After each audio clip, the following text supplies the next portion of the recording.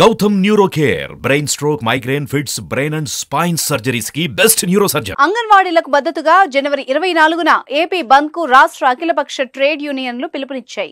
ఈ బంద్ ను జయప్రదం చేయాలని సిఐటియు రాష్ట్ర నాయకులు పత్రికా ప్రకటనను విడుదల చేశారు. ఈ ప్రకటనలో 1,05,000 మంది అంగన్వాడీల జీతభత్యాలు, పని భారాలు తదితర సమస్యలపై సిఐటియు, ఏఐటియుసి, ఐఎఫ్టియు అనుబంధ సంఘాల ఆధ్వర్యంలో గత 42 రోజులుగా సమ్మె జరుగుతుంది. వారి డిమాండ్లకు మద్దతుగా ప్రజల నుండి సేకరించిన 1 కోటి సంతకాలను జగనన్నకి సమర్పించడానికి విజయవాడ వస్తున్న అంగన్వాడీలపై పోలీసులతో దాడి చేయించారు. దీక్షా శిబిరాలను కూల్చారు. ఆడవారిని మగ పోలీసులతో అరెస్ట్ చేయించారు.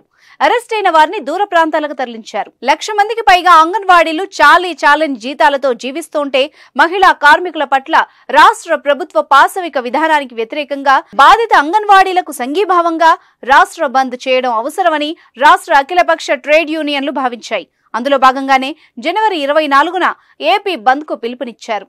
ఈ పిలుపును రాష్ట్ర రాజకీయ పార్టీలు, ప్రజా సంఘాలు, హక్కుల సంఘాలు, ప్రజాస్వామికవాదులు, అన్ని వర్గాల ప్రజలు బలపరచవలసిందిగా ట్రేడ్ యూనియన్ నాయకులు కోరుతున్నారు.